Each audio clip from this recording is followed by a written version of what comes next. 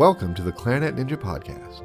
My name is Jay Hassler, and I'm, as always, bringing you the finest in clarinet information and entertainment. Today, we have Mr. Aaron Irwin playing us in. If you like what you hear, please check out the rest of his music down in the description. Wonderful musician. Happens to be a jazz musician, primarily, but writes some really, really wonderful music for the clarinet, and it's featured right here. So please, don't hesitate to check that out. And while you're scoping around the internet, go ahead and check out the Clarinet Ninja Dojo. Go to clarinetninja.com and click the Join the Dojo page. You're not joining right then. You're going to get some information. Look at that information. Check it out. If you're an adult who wants to learn how to play the clarinet, there's something there for you. I've got a free class you can get. And then, of course, there's the paid class. And that paid class gets you a lot of time with me in person once a week, as well as a lot of resources online. Let's listen to the second half of the conversation with Brad Behn. We can really learn about the rubber that he uses to make his blanks, then makes his mouthpieces, how he goes about the fine craftsmanship of making these products. Enjoy, and we will see you on the other side. I'm going to pivot on the word relationship and talk about something different for a second. One of my favorite memories of the Denver convention, or the Clarinet convention, was when I was trying to get you to go do something with me, and you're like, well, I'm going over and I'm hanging out with some friends at an Airbnb, you should come. And then I was like, oh, I don't know any of these people, and like I go immediately back to like a person with a lot of social anxiety, which I've gotten rid of mostly, but it can come back really big, and I'm like, ooh, to people I don't know. And then we went back and all your friends from college, basically, right? I mean, there's people that you've known for so many years, all sitting at the same table, having dinner, talking and laughing. Lee Levengood, I remember specifically, was there. Also somebody that makes mouthpieces that are great. And what struck me was how the clarinet and music brings everybody together in such long-lasting, supportive, wonderful relationships. And how it felt great to be like brought in, and nobody said, "Ugh, why do you invite that guy?"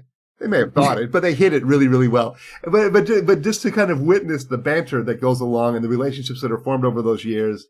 And like, I wonder, like, when you decided, okay, I'm going to start making mouthpieces, and then you're going to start making your own rubber. Did any of your friends from that period, maybe not the people that I'm talking about specifically, say, Brad's really lost it? That's great. That's crazy. No, I didn't get any negative feedback. I think that everybody was like, oh, that's fantastic. I'm really excited to try it, when you got it. Because it at that point, it just was completely uncharted territory. I mean, it had never been done. And, but especially at that point, still there were a lot of people that really cherished those old antique mouthpieces from the mid-century and even before, the early 20th century. It was pretty well understood by my circle of friends that the old rubber, it was universally understood by that collection of friends that the old rubber was better. It wasn't just a belief that I had. It was understood to be fact by everybody I knew. Talking about this from somebody that plays, and you play, and the real thing, and I won't mention who it was. You could probably infer it from the conversation. I was talking to another really, really high-level mouthpiece maker, and we were talking about the mouthpieces that they made and what I wanted different. And their response was very honest, and I really appreciated it, which was, I don't feel comfortable making a mouthpiece like that because that's not a mouthpiece I would play. And I can't really feel comfortable setting it out in the world if it doesn't work for me. I'm curious to know, like, what your experience, because you and I play a pretty different setup in terms of reed strength and mouthpiece and whatnot. And you've made this mouthpiece that I love, which I don't think you would actually choose for yourself. And I'm wondering if you could just lend us some insight into what that experience is like, because I'm sure the first mouthpieces you made were mouthpieces that were essentially for you. For sure. Right. And so then how is it that you like go on the progression to make mouthpieces that aren't for you, like that you wouldn't choose for yourself? Well, I mean, there are limitations to how far I'll go. That said, I am open to explore what, like if Europe is 500 million people. If, half of that population is looking for something that's completely different, like thinking about the Dublin experience, Right. Dublin, Ireland is part of the EU, and there were a lot of European players there that they were playing on something crazy different than what I would do personally for, my preference. But I think, okay, well, that's a lot of people over there. Do I want to just exclude them from my vocabulary, or maybe learn what is the nugget of truth that we can both appreciate? Right. And so I took it as a learning, endeavor, a pursuit to try to find a way to both create something that they would like and that I would endorse as a maker. So I'm not going necessarily all the way. What I'm trying to do is make something that, if I'm making a mouthpiece that would serve a different player than the way I approach it, I'm going to try to make something that will serve them better, will give them a little extra stuff in the sound, and will give a little extra comfort in the experience, and give them a little bit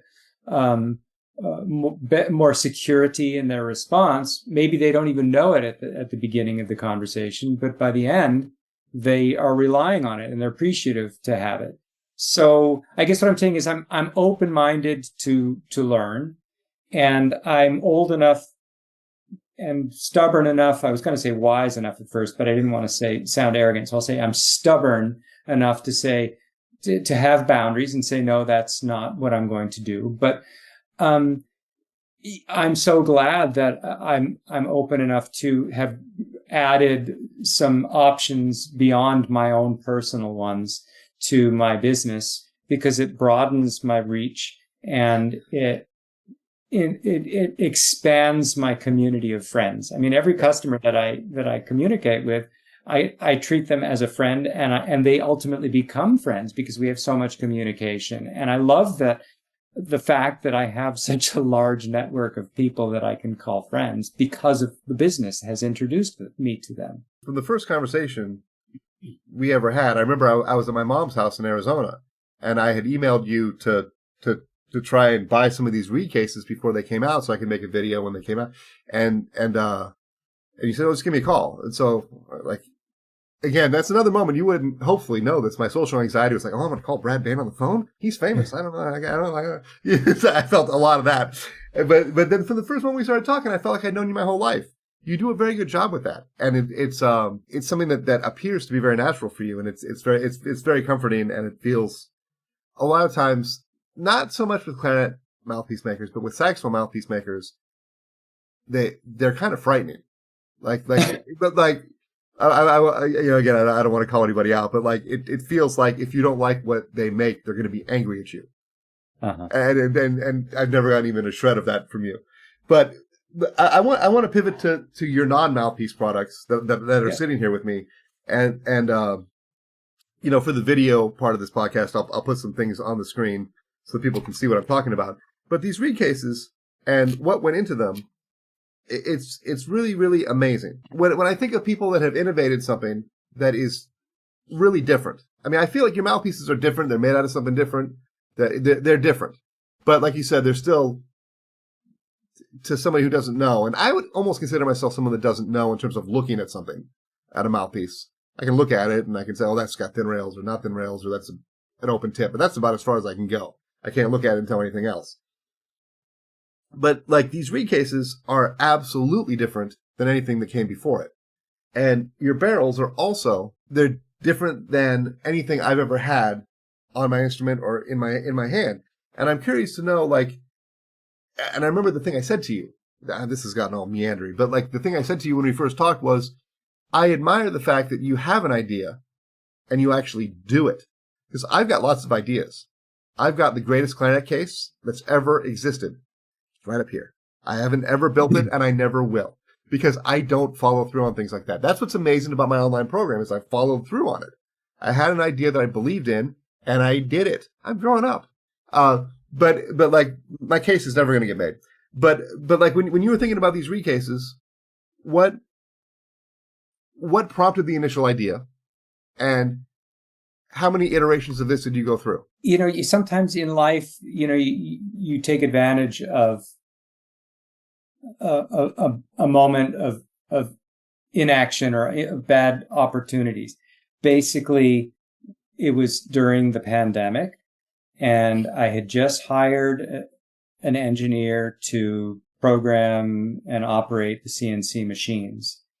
And we had just purchased a new CAM software, the software that converts the digital picture on the computer into the tool pathways that run the CNC machines.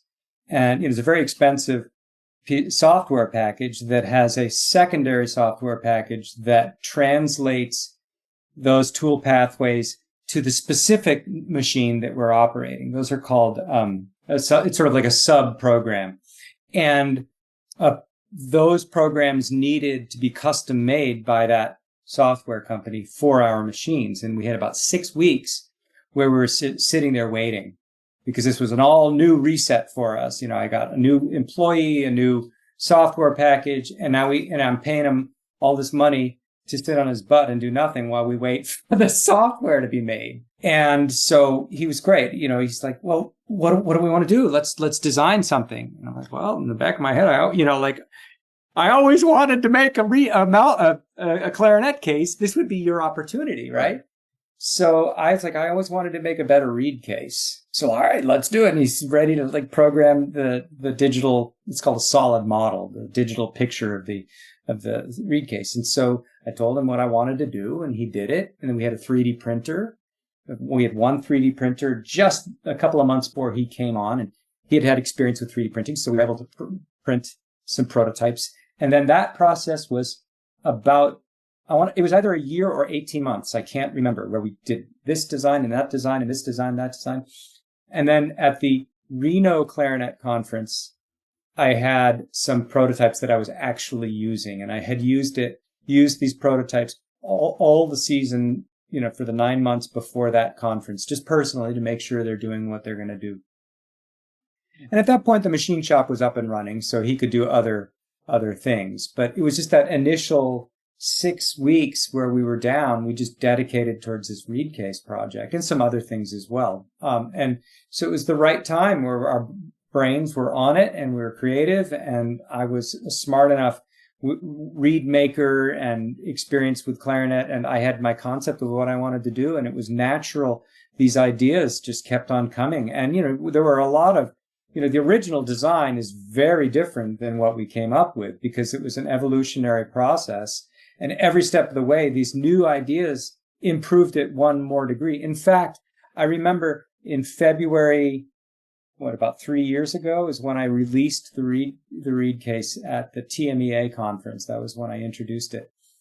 And about a week before that conference, decided, this is too good of a thing. We should patent it. So I called the lawyer and no, you can't, we need to make sure that we get the patent application in before you start selling them, because, of the legality of it all. And so we hustled really fast to get all the drawings and everything, all the information, so she could get the patent pending stage of the application in before the conference. And then 2 days before the conference, I just woke up in the morning. My best thinking is when I'm laying in bed in the morning, not quite awake, and I thought, if I raise the reeds on rails, elevate the whole thing, the whole kit and caboodle above the flat, right, so that there's nothing that it can warp against. And so, redo everything, redo the drawings, resubmit to the lawyer, and then go. And so I had all of these reed cases that were made, these Pocket 6 reed cases that were made without rails. And so we dropped the price by $10, sold those off, and then redesigned that, and then augmented with a whole bunch of other sizes. Since then, we had just clarinet cases at that time. We then added bass clarinet, tenor saxophone, and then we added different size cases, that you could do 20 or 10 reeds or 6 reeds. And then we added alto saxophone, which are good with Leger reeds, the Euros, because they're kind of wide. And then we added contrabass baritone saxophone reed case sizes as well. So we're doing reed cases for bassoon, oboe, and all the single reed instruments with the exception of bass saxophone. So we've got it all covered. I don't know. Maybe bass saxophone uses the same reed as a baritone. I don't know. I don't think so, but I've never played one, so I don't actually know. Yeah. But I would imagine that the bass saxophone reed case market is not huge. Okay. So you're probably not missing much in terms of... probably not. Probably in terms of sales. You know, I feel the same thing about these reed cases. And these reed cases, I feel like, what a shame we ever had to live without this. Because, I mean, just to sort of put it all out there, like you've already kind of done it, but like, you know, with the Boveda humidity packs in there and the reeds on the rails, like the reeds just play better all the time. Like they're just better. They're not warped. And if I've got one of the ones that holds 20 in my hand, and then they move into the one that holds 10, and then they move into my case where I've got the pocket 10 and the 6, and so my reeds move from one place to the next without ever going through that. Like let's just say my reeds are really working for a long time, and the reeds that I loaded up in the first stage don't get used right away. They don't get that entirely dried out, you know, warped tip, you know, all that stuff. They're ready to go.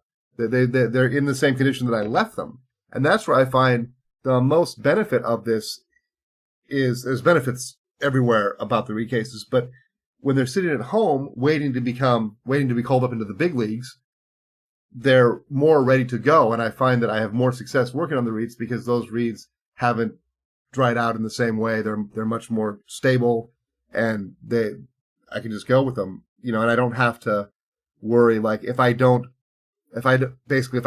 play through all these reeds, the set of reeds at home are going to get messed up. I'm going to have to throw those away, it's been a nice thing. It's saved a fortune for me in terms of having reeds that last longer, that work better. As you said before, your price point on them is higher than any other reed case, but I'm confident that over the course of a year, that money would be saved for anybody on the reeds that they don't have to buy because their reeds work better and they work longer. Done. And I think that's hard to factor in. I could never put an actual dollar amount on it, but I know it's true because I go through far less reeds now. And I'll add, not only, I mean, I agree with you entirely. Right. Thank you for saying what I would say, but you say it better. I'll add, not only are you going to end up saving money, and like basically the cost of the reed case comes from the savings of money, and then you're making money after that, right? To put it being really cheesy together. You're going to have pockets full of cash before the end of the day. And then the other thing is, of course, the reeds play better. Right. Like the standard of performance has improved. I mean, it's a win-win.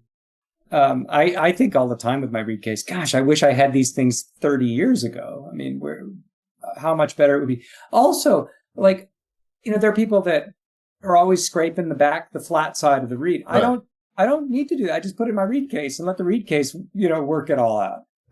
I agree. Like, it's just everything about it is better. The reeds stay put. It's amazing. I want to talk about these barrels. Okay. Because, like, I always dreamed of a life where my barrel was pushed all the way in all the time. Because I think my clarinet plays better. And I don't know whether there's any scientific truth to it. It's just a strong feeling that I have. Barrel pushed all the way in, instrument plays better. But, of course, I'm a mile sharp when I do that on a traditional barrel. This barrel, I'm always pushed in all the way, and I can play whatever pitch I want. That's a miracle. Yeah. And as far as I know, your barrels aren't the only ones that do that. But there is something about these barrels that is, and this is the magic part of it that you know about that I don't know about how they actually play on the inside. There's something going on the inside that makes them better than the other adjustable barrels that I've tried, which I can't even remember the name of, because I've got a Brad Behn barrel and I don't really care about other barrels. But it's just interesting to me, like, what a game changer that was. And particularly there's something about going over the break and just all the notes. But I feel like my long notes, you know, like my B's and C's in the middle of the staff, everything just sounds much more integrated tone wise. It's just a really fantastic thing to play on. And I can't imagine not having it at this point. My position on on any of your equipment hasn't changed. Normally, if I buy a new barrel, a year later, I'm like, maybe I should try new barrels, right? I mean, because that's always the cycle with equipment, right? You get a new mouthpiece, and then a couple years later, I should try something else. I mean, maybe I should, or with the barrels, I don't, and I've never even had 1 second of a thought about why I would want to play another barrel. And quite honestly, I haven't put another barrel on my instrument since I've had yours. I mean, I normally intended to goof around. So what happens if I do this? Nope, no goofing around. I'm solid. I got it. I'm happy. And that's something that I've never experienced with a product for the length of time that I have with your stuff. It's really, really exciting. And so just in terms of understanding your product line, I want to go back to the mouthpieces for a second. One of the people in my class plays on the Prescott version of your mouthpiece, that line. Can you tell us about the different, because you've got basically a student mouthpiece, and then that Prescott line of mouthpieces, and then a couple other lines of mouthpieces that I would characterize generally as like the top of the line professional mouthpieces. Can you just kind of take us through that real quick so everybody understands what's available? Sure. And if I could just really quickly, I agree with you that when the barrel is all the way in, when the clarinet is all the way assembled, the two big joints are assembled, I think it just resonates better. And so, for some reason, the manufacturers, Yamaha and Buffet for sure, and others, I'm pretty sure, they've created their instruments where the internal faces of the joints have a little bit of a gap when fully inserted. And so I built tuning rings. I call them acoustic tuning spacers. They're not just tuning rings, but they're meant to actually fill that gap. Like you can get the thinnest one will just fill the gap, even though you're all the way pushed in. You don't even notice that there's anything in there, but it actually fills the gap. And then boom, the instrument plays more resonant. There might be a little bit more resistance. Oddly enough, it adds a touch of resistance. And some people, maybe the makers are chasing freedom. I don't know why they put the gap there. But the same, so I then have various spacer thicknesses to accommodate intonation from that point as well.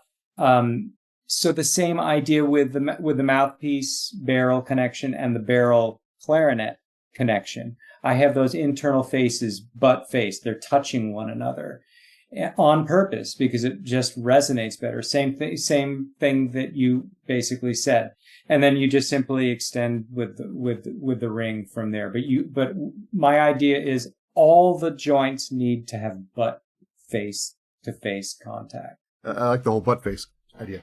There's a like an engineer would describe two things coming together, butt joining. So I'm sort of mixing my analogies, and it's probably completely inappropriate for this conversation. No, I think it's delightful. So. But you were asking about the different mouthpiece designs, but go ahead. Well, but while we're on this for a second, like maybe you know the answer to this. I know you don't make clarinets. It would seem like the reason our clarinet is in 5 pieces is for transportation purposes, to have the case not be so long, but also so that more detailed bore work can happen and the holes can be cut specifically. But that in a perfect world, our clarinet would be one long piece of wood. Yeah. Yeah, you can get up under there with the tools if it's if the joint is shorter. And also, I'll say that it's easier for the manufacturers to procure short sticks of wood. You remember the Buffet bass clarinet? It used to have. Well, maybe it does still. There's they grafted a second hunk of wood to the bottom of the wood part of the body. I'm a Selmer bass clarinet guy, so I don't. Yeah, okay. I love the Selmer bass clarinets. Oh yeah. The E flat clarinets, they made them for a while where there were 2 separate body parts where you put them together. I have one of those, and it's the dumbest thing I've ever bought. Yeah, I had one. I sold it, but I think it was because they were having trouble finding. I don't know. Maybe they were trying to resource smaller pieces of wood. But Luis Rossi makes a single body with the whole thing. All the keys are one piece, and then you stick a bell and you stick a barrel and mouthpiece on it, and you're good to go. And I think that the guy has serious integrity to do it that way. Yeah. You need some long tools to get way up there to do your polycylindrics over near the G sharp tone hole, or the first finger of the right hand. I mean, you're coming from which end and how to get there and be, precise and do what you need to do and do it with such beauty. Yeah. He came up with that idea and he stuck with it his whole career because it works, because it's better. The other companies, they decided to get away from those acoustics and try to find shortcuts around it. It's not as good, but it's a conversation of economics.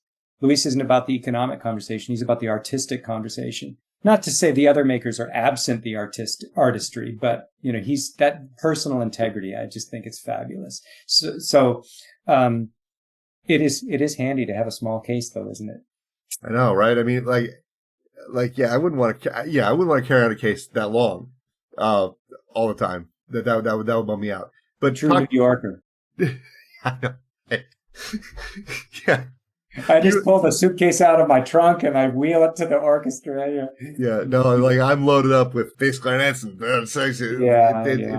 it's very interesting to me how I don't notice it all the time because it's just a part of my life, but how adept I am at getting places, like into a crowded train, to get my stuff off of my back without bumping into people, and get myself compacted down into a seat where I've got a bunch of instruments that are stacked up very specifically so that I'm only taking up a small footprint of what I'm really supposed to have on the train.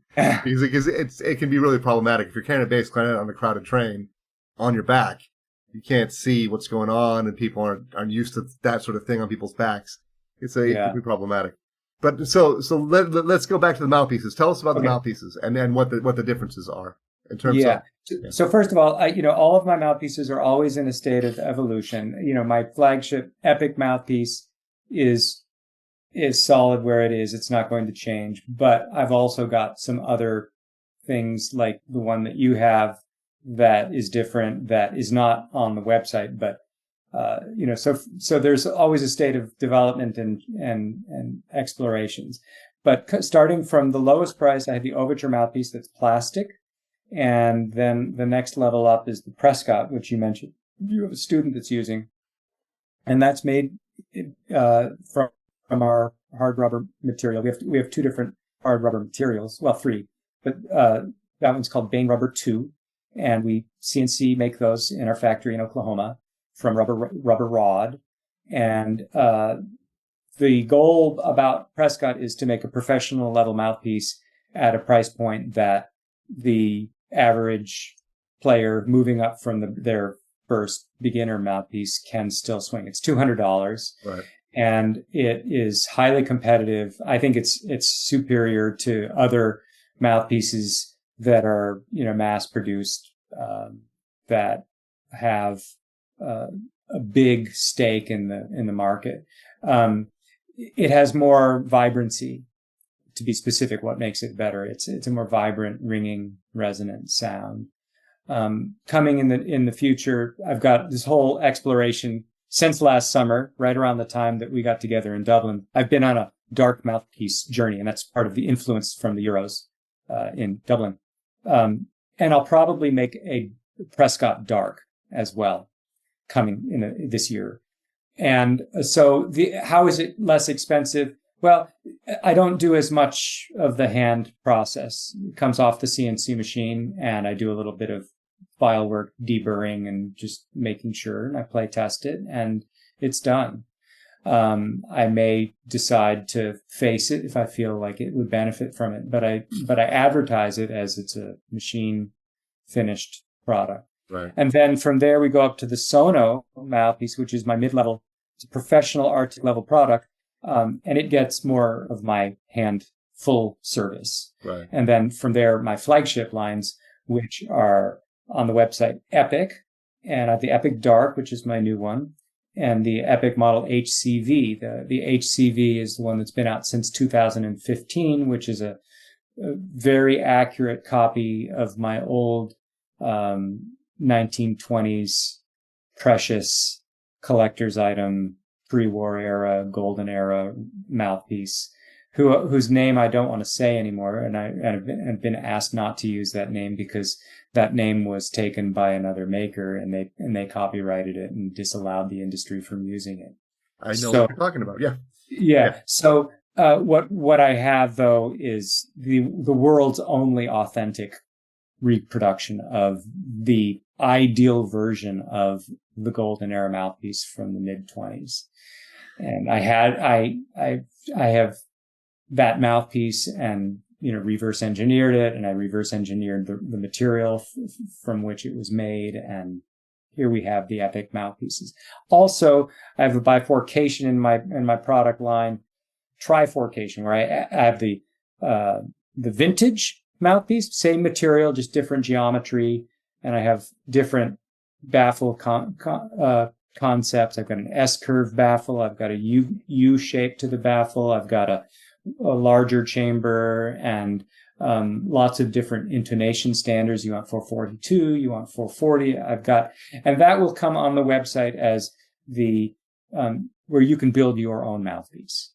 Wow. You'll say, I'm looking for 440. I'm looking for big, ambiance. I'm looking for moderate, on the scale of 1 to 10. I want a 5 in terms of bright versus dark. I'm looking for free blowing. I play jazz sometimes and concert band. And so it needs to be versatile. And, bing, bing, bing, I go through this whole process, and I have about 8 different designs, and I'll pick the one that most is suited to that purpose. And then I'll go and do the finish work by hand, custom make the mouthpiece for the customer. That is what vintage has been off menu, but I'm going to put it on the website and make it a main menu item. Well, and then I also have one called the Evoke. And the Evoke used to be my signature collection, where I have a patent on the angle of the mouthpiece as it relates to the body of the clarinet, where like on some of the bent neck soprano saxophones, for example, the instrument is held in the similar posture that you might hold an alto saxophone, so on and so forth. And so I did that with a clarinet mouthpiece, and I play that mouthpiece. I love the way it allows me to have the instrument. Well, I don't have to look down when I play. I can look straight and have the instrument in the same relationship to my body. The mouthpiece angle remains unchanged. It's just I can be tall, see the music, and see the conductor without looking up and down. It's fabulous. And so that's the Evoke line. And the Evoke has a patent, and it has a different relationship of how the chamber and the bore relate. And it's deeper. It's a more acute angle.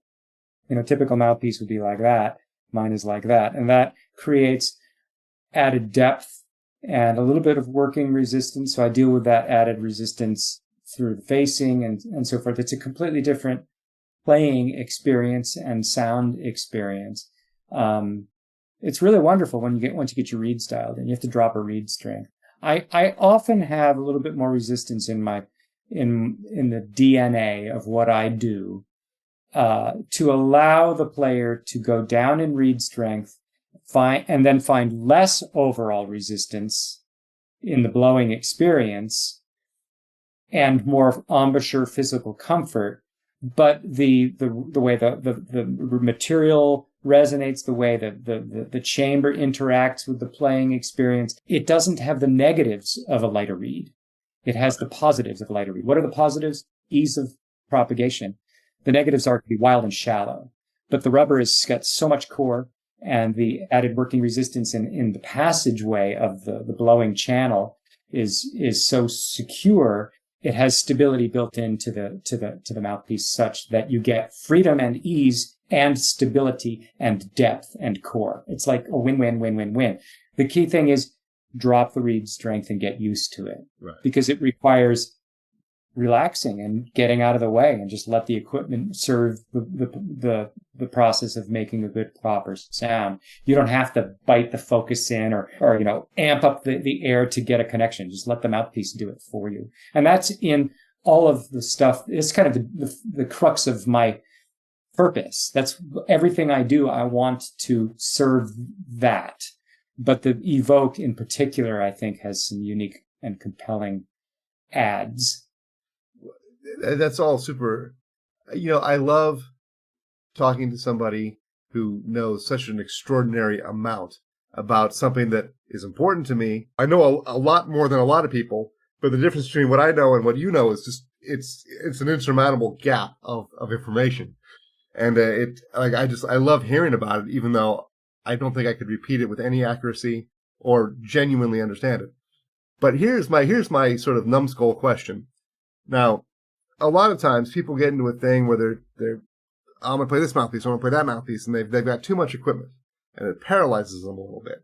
And I'm trying to imagine what it would be like to be somebody that has basically unlimited mouthpieces to try. How do you deal with that? Oh, it's a blast. You'll have to ask my colleague in the orchestra because she's so good. She puts up with me, like every time we have a new concert, I've got, my kit. I go through them and I play them. To speak of the danger of that, all the mouthpieces that I would bring to a rehearsal, I could play the same reed on all of them. It's not like it throws me in a loop. It's really easy. You just go through and you pick the one that's just serving the needs of the repertoire and those acoustics of the moment. Done. I just play it.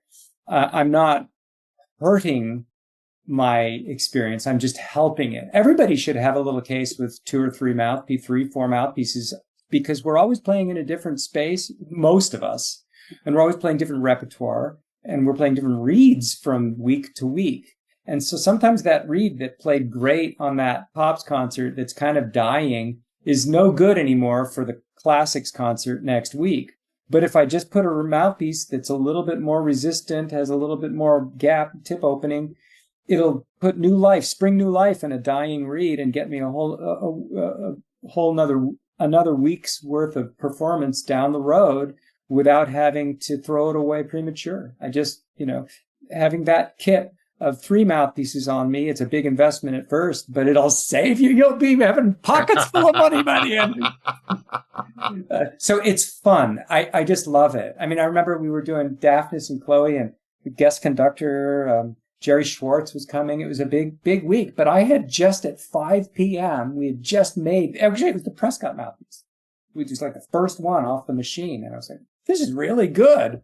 So I went to orchestra and I played that week on the Prescott mouthpiece, and no one, was like, Brad, what the heck is going on over there? No one knew. Right. Your mother would never know. So here's what's funny. In Ireland, a friend of mine bought a new clarinet, and it was a big upgrade. She bought a new bowl clarinet. Sounds great. And I said to her, between now and the next time I see you at the next clarinet convention, you need to have bought at least 5 mouthpieces. She goes, why? I said, well, because it's fun. And that's one of the things that, I have more mouthpieces than I should have. I mean, I don't have as many as you have, but you can just keep replenishing yours and making them. But I have probably 70 to 75, 80 mouthpieces. I haven't played most of them in 20 years, but I have a lot. I probably accumulated 15, 20 mouthpieces in the past. I get at least 1 mouthpiece a year, generally. Not anymore, because I've got a Brad Behn. But before that, I felt the need to switch. But it's funny to me because I think it really helps us learn the clarinet when we do have different equipment, to learn the impact that the way we're playing has on I think that there's really, really something to it. But also, it's a lot of fun to basically do like the clarinet version of heroin, which is, I've got this new equipment and it's perfect and I'm never going to need another one again. And to live in that space for a little while before you realize the high is gone and, whatever, I'm back to normal. But I love that feeling of new equipment, whatever that new equipment is. Yeah. And so in saying that, what I'm really getting from this, and I didn't know this until I said it out loud, is that you've robbed me of a lot of that, because I've got reed cases. I don't have anything I want to change. So I don't get to have that euphoria anymore. I've got to maintain the same euphoria that I have. So you've robbed me of this, Brad. No, I'm so sorry. You do have that 2-year journey. You're only 1 year. You're not even a year down the road, right? So of new discoveries. The thing about it is that the world that we live in as musicians, it's subtle, and I think there's an unending supply of subtleties that we can explore.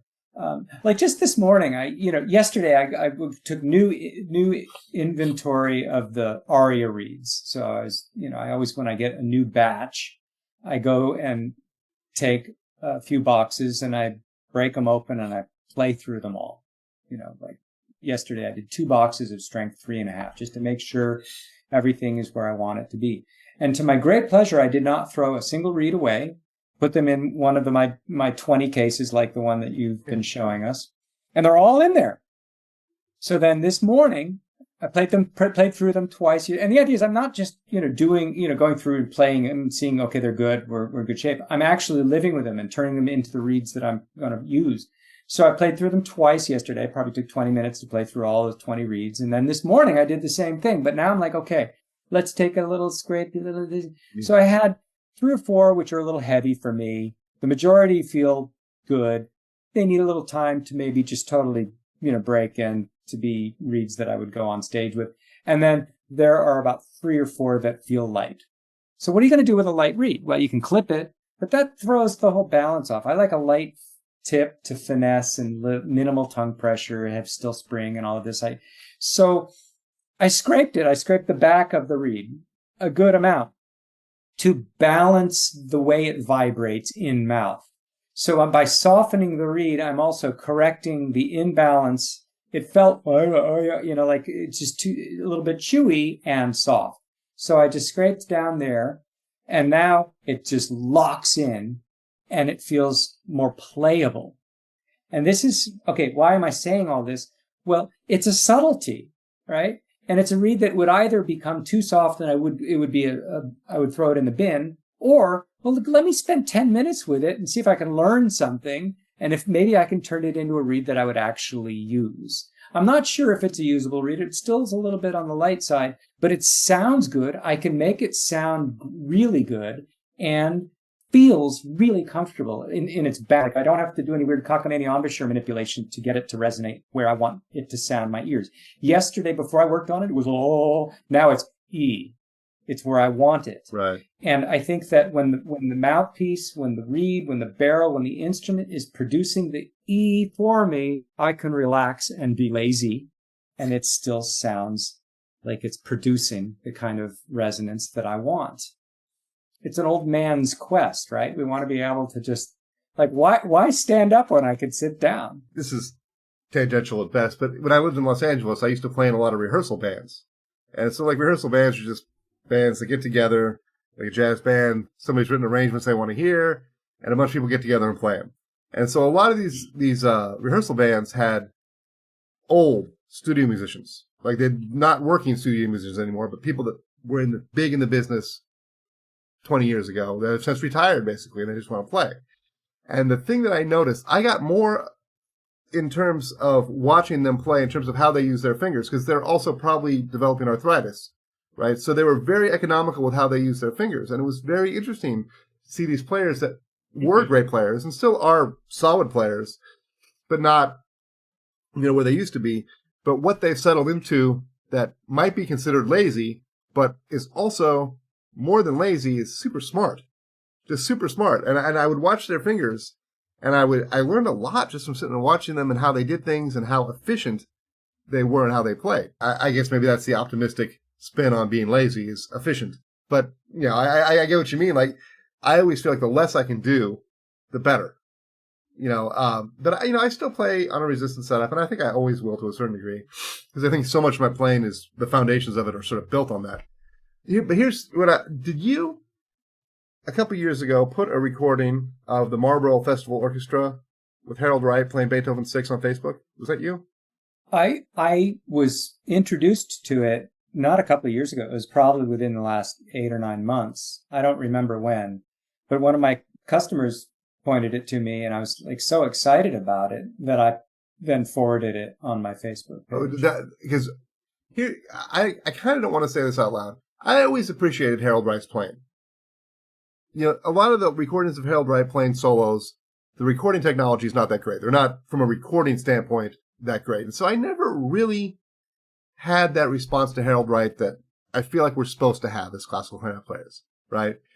But then when I heard that recording, I thought to myself, holy, whatever expletive someone wants to imagine I said, I get it now. Because that playing was so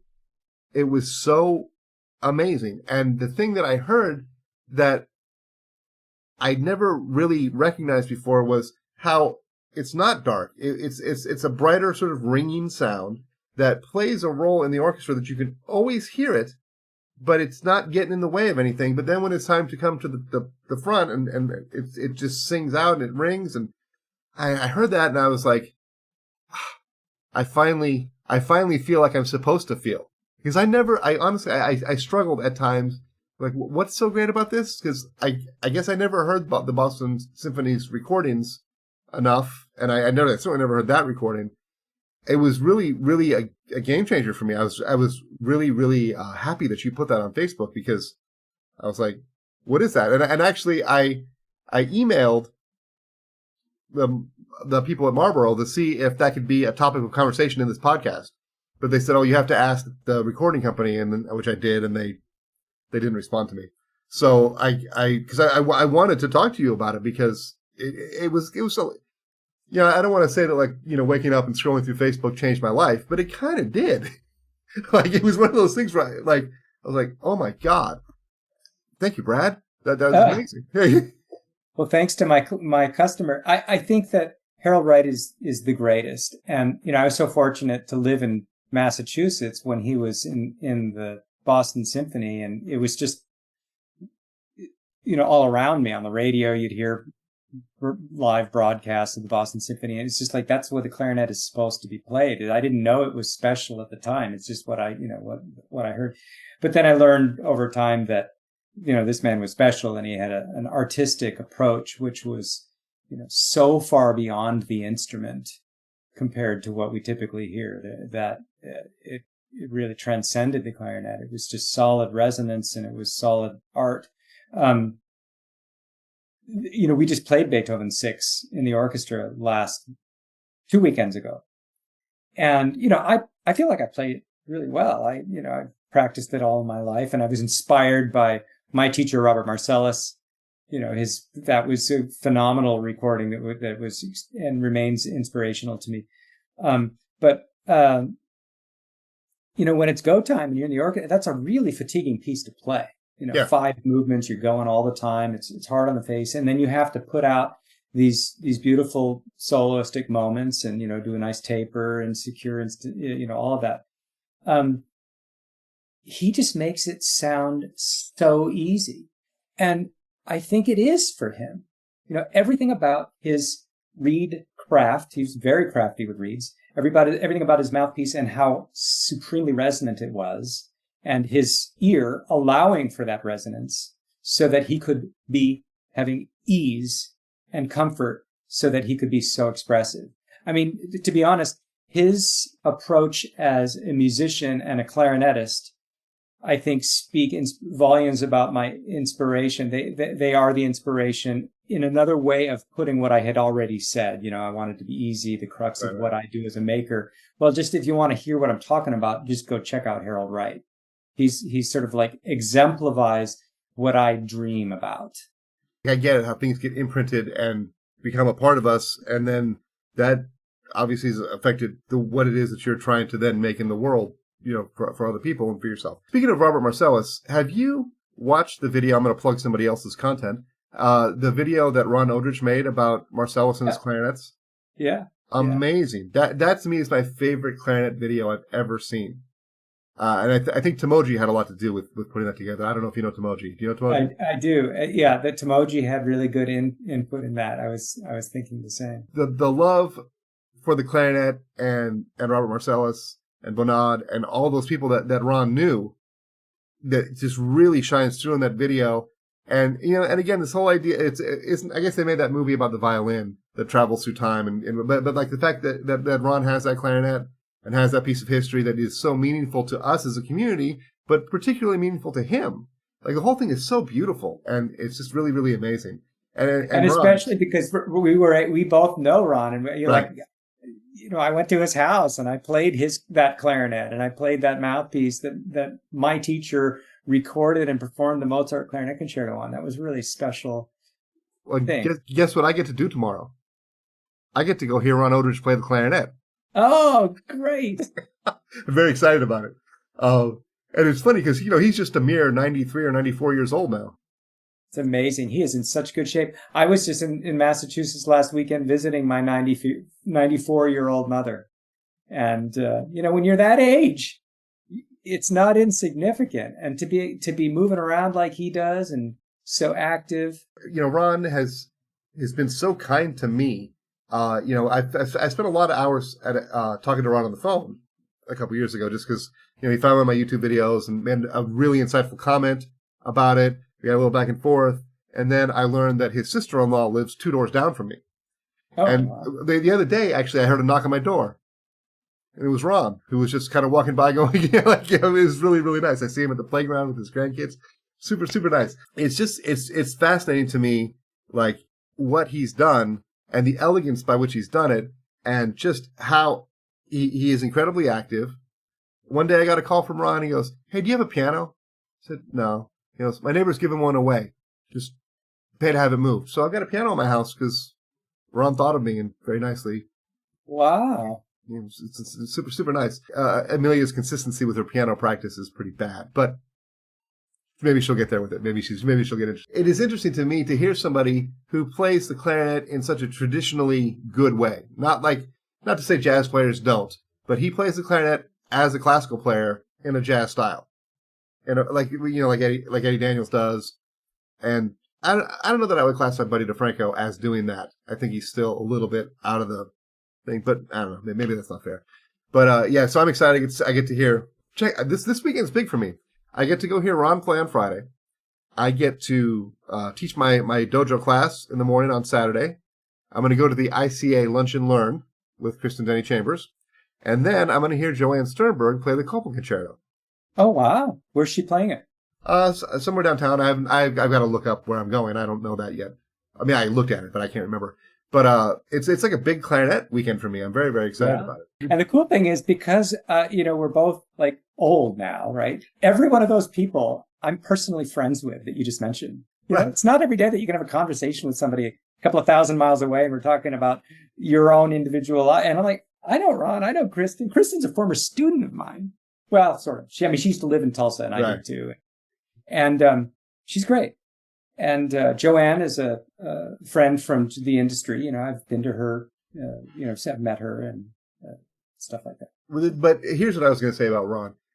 Amelia and I used to go to the restaurant that he had a regular gig in his 90s at a restaurant around the corner because he lives in my neighborhood.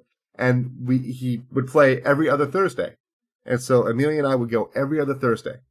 And so here's this 6-year-old walking in because she wants to hear, when she says Ron and Roger, she's talking about Roger Rosenberg. I don't know if you know Roger, incredible saxophone player and clarinet player, but really, you play with Miles on the saxophone. Incredible. But both of those guys, when she would come in, they would walk up to our table and play a solo right to Amelia. And to Amelia, it was just Ron and Roger. That's how warm and kind and wonderful those guys, they would come over and talk to her and include her. It meant so much to me. And it's fun for me. There's a picture of my daughter with Ron, Roger, John Manasseh, and Lauren Stallman. Because those guys had come up to hear the gig, and then there's me standing in the middle of them. And to her, these are just regular guys, just like normal people. And I'm like, look, you're surrounded by like sort of woodwind playing legends in that moment. And she has no idea. And one day she says, "Daddy, I've got to do something before we go hear Ron and Roger play tonight." I'm like, "Okay."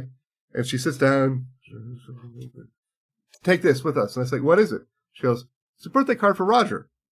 I said, "How do you know it's Roger's birthday?" Well, it's 2 days before mine. And so we get there and we sit at the table. She puts the card down and Roger's in the middle of playing a solo. She goes, "Can I give it to him now?" I'm like, "No, you can't give it to him right now." But it's just so great that here's Ron, got Marcellus's clarinet. I'm connected to him in that way, but also, he's so kind to my child, such an incredible person, and not to mention a world famous periodontist. He's written a book.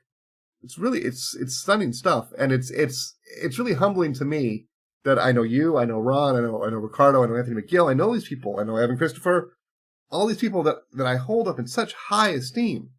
And I think to myself, how did I get so lucky? I can, maybe it wasn't luck. I mean, I worked really, really hard. I practiced really, really hard. I was pretty much nice to people when I met them. So I get it. But it's one of those things when, from a clarinet playing standpoint, I just think, well, how did this happen? I feel so lucky to live in a world where this is my life. It's really exciting. And I can't wait. I mean, let's plug the Clarinet Convention. The ICA Convention is mid-July 2025 in Fort Worth, Texas. Yes, sir. Yeah. Are you going to come? Oh, yeah. All right. Well, and I need to talk to you outside of this. I'm part of putting together a 1.5 day event. We're going to do Tuesday and the first half of Wednesday before the convention really gets going. A class for adult amateur players to come in. And part of what we're doing is hoping that there'll be enough vendors there before the convention starts that they can have some sort of access to the vendors, because the convention floor is overwhelming to people, period. But mostly, even more extremely crazy for someone that wants to try clarinets and try mouthpieces, but they don't know. They're used to their local music store that doesn't have much in it. And then all of a sudden they go in this room where every clarinet product in the entire world is there.